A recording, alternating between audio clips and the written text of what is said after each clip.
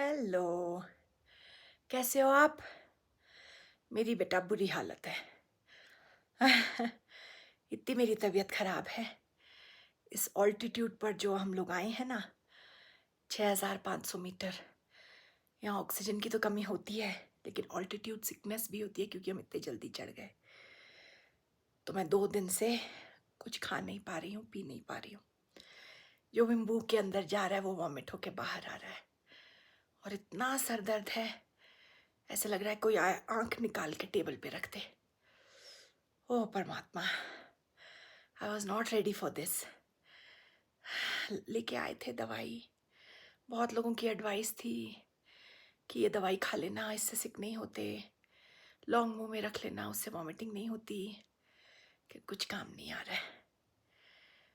Anyway, क्योंकि मेरा वादा है आपसे कि मैं आपको मानसरोवर और कैलाश दिखाऊंगी, तो मैं बता दूं कि हम मानसरोवर यात्रा करते हुए, मानसरोवर को देखते हुए, मानसरोवर के पावन जल को अपने शरीर पे छिड़कते हुए अब एक जगह आ गए हैं जो कि कैलाश का बेस कैंप है।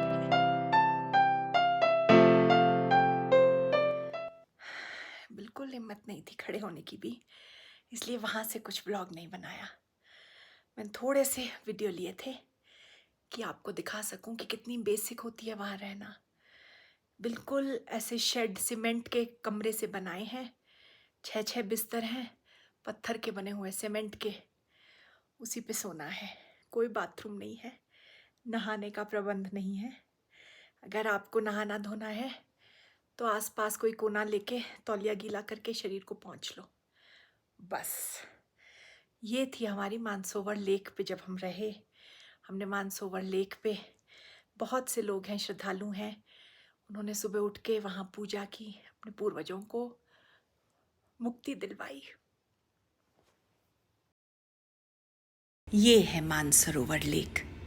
एक लेक है, लेकिन हमारे लिए कितनी खास है क्योंकि यहाँ शिवा रहते हैं। सिर्फ इसका पानी छिड़कने से आपके जन्मों के सारे पाप धुल जाते हैं। यहाँ पर पहली बार दूर कैलाश के दर्शन होते हैं। यह है कैलाश का साउथ फेस। इतने ये जो श्रद्धालु हैं यहाँ पर, ये इकट्ठा होते हैं कि प्रेयर करें। इन बसों में हम आते हैं और पीछे जो छोटे छोटे शेड है उनमें हमारा रहने का इंतज़ाम होता है। खाना बिल्कुल दाल चावल खिचड़ी जैसा मिलता है। देखो, लोग हवन की सामग्री उठा उठा के आए हैं कि प्रेयर करें। मैंने कमरे बताए थे ना, ये है हमारे कमरे, और ये कोने वाला बेड ये मुझे मिला। इस तरह से यहाँ पर बिल्कुल सिंपल रहना पड़ता है। जब आप मानसरोवर लेक पे रुकते हो ना, तो दूर कैलाश झलकता है। तो बस मुझे तो ऐसा लग रहा है जैसे मेरा तीर्थ पूरा हो गया। I am so happy, I am so happy. इसके बाद अब जो भी होगा वो बोनस है।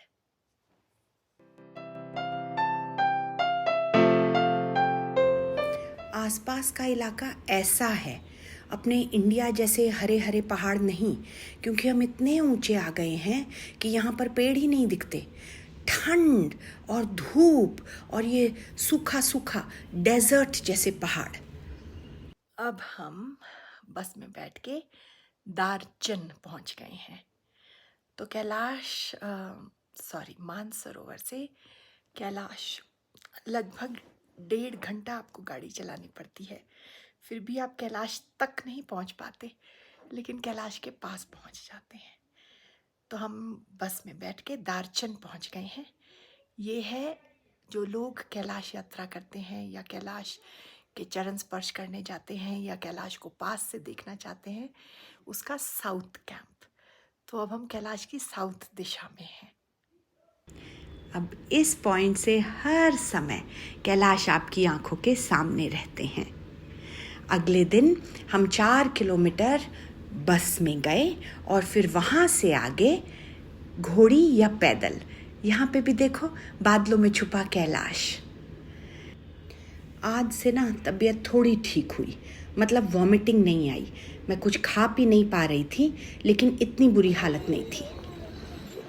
अब यहाँ से गाड़ी नहीं जाएगी, तो यहाँ से बस ये सारे बुद्धिस्ट भी और जैन भी और हिंदू भी सब इकट्ठा हो गए हैं, और जिसको पोर्टर चाहिए वो पोर्टर करेंगे, जिसको पोनी चाहिए वो पोनी करेंगे, और अब हमारी पैदल या पोनी पे यात्रा शुरू होगी। बड़े मज़ेदार सा सिस्टम है।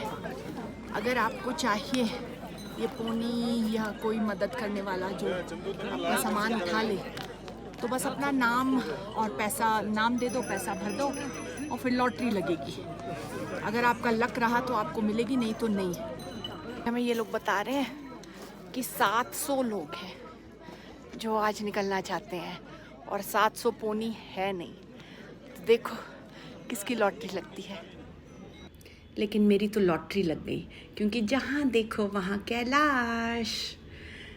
यहाँ पर ना सारी भीड़ इकट्ठा होती है, 1-2 घंटे लगते हैं, फिर डिसाइड होगा कि कौन कैसे जाएगा। हम यहाँ से जब चलेंगे तो सबसे पहले यम द्वार को पार करेंगे, फिर आगे बढ़ेंगे। तो मेरी टोपी भी है, सनग्लासेस भी हैं, जैकेट भी है, दूसरी भी जैकेट है। इतना अजीब मौसम है। वैसे ठंड है, 6 डिग्री सेल्सियस के आसपास है, और वैसे धूप इतनी कड़क है, इतनी कड़क है कि चमड़ी ना बिल्कुल जल रही है। तो समझ में नहीं आ रहा था तैयार कैसे हुए। चलो, शिवा के दर्शन तो आज कर लिए। आप अब हैं यम द्वार पे।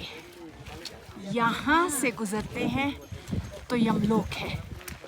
कहते हैं कि अगर इसकी 3 बार परिक्रमा कर लें तो फिर मृत्यु से डर नहीं लगता, और फिर जब आपकी मृत्यु आती है तो यमराज नहीं बल्कि परमात्मा आपको लेने आते हैं। देख लीजिए यहाँ से। और वो जो उधर झंडे लहरा रहे हैं ना, वो बुद्धिस्ट का बहुत बड़ा तीर्थ स्थल है, और उसके ऊपर वो जो पत्थर है उसकी एक कहानी है, भी बताती हूँ। तो भाई अब हो गई है हमारी 16 किलोमीटर की यात्रा शुरू। ऐसी सीनरी में, ठंड में, धूप में, बिना सड़क के आप आगे बढ़ते जाओ, कैलाश को देखते जाओ। तो जो झंडे वहाँ थे वो बुद्धिस्ट का बहुत बड़ा तीर्थ स्थान है।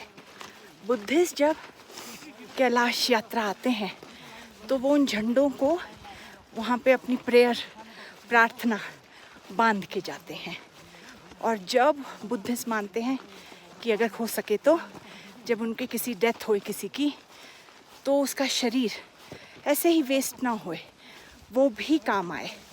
तो बड़े गाने बाजों के साथ वो लोग यहाँ आते हैं झंडों तक, और फिर जो ऊपर जो पत्थर था ना, वहाँ पर मृत शरीर को छोटे छोटे टुकड़ों में काट कर छोड़ देते हैं कि यहाँ पे जो वल्चर्स हुए, गिद्ध हुए, वो खा लें। और यहाँ जंगली कुत्ते हैं जो शिकार करते हैं, वो खा लें। यहाँ बहुत सांस चढ़ा हुआ है, तबीयत थोड़ी गड़बड़ है ना, लेकिन डजंट मैटर, जितनी कर सकेंगे करेंगे। देखें, अगर पोनी का नंबर लॉटरी लग गई तो आगे तक बढ़ेंगे, नहीं तो यहीं पर ही हमारी तीर्थ यात्रा होती है समाप्त। शिवा ने इतनी कृपा की, मुझे थोड़ी देर के लिए बीच बीच में 2-2 किलोमीटर के लिए पोनी मिल गई, तो मैं बहुत चली, और फिर बीच में थोड़ी देर के लिए मुझे बैठने को मिल जाता, फिर मैं चली। तो बहुत कठिन है, इतनी सांस चढ़ती है, इतनी थकान होती है। और 16 किलोमीटर आप चढ़ रहे हो 12,000 फीट पर, जो कि माउंट एवरेस्ट के बेस कैंप की ऊंचाई है। तो कठिन तो है, लेकिन वही बात है ना, जब आप अपने मन की श्रद्धा वाली बात कर रहे हो तो कोई कठिनाई नहीं याद आती, सिर्फ मन प्रसन्न होता है कि वाह वाह वाह वाह वाह, देखो। और ऐसे ही चलते चलते हम पहुंच गए नॉर्थ कैंप पे, जहाँ पे कैलाश बिल्कुल हमारे पास है। ये हो गई हमारी परिक्रमा पूरी, लगे 5 से 6 घंटे, कोई बात नहीं, उसकी तो चिंता ही नहीं है, क्योंकि जहाँ भी आप देखें आपके सामने कैलाश इतने पास। मेरे जैसे और भी बहुत थे जिनको और कुछ नहीं करना था, बस हमें बैठ के कैलाश को देखना था।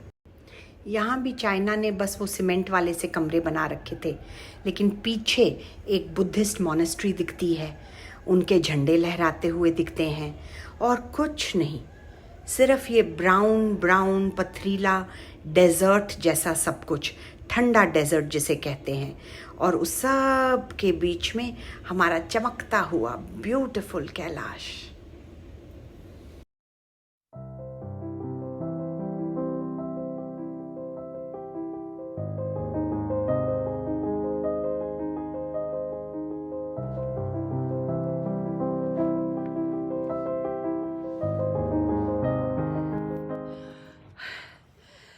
दिख रहा है आपको मेरे पीछे कैलाश?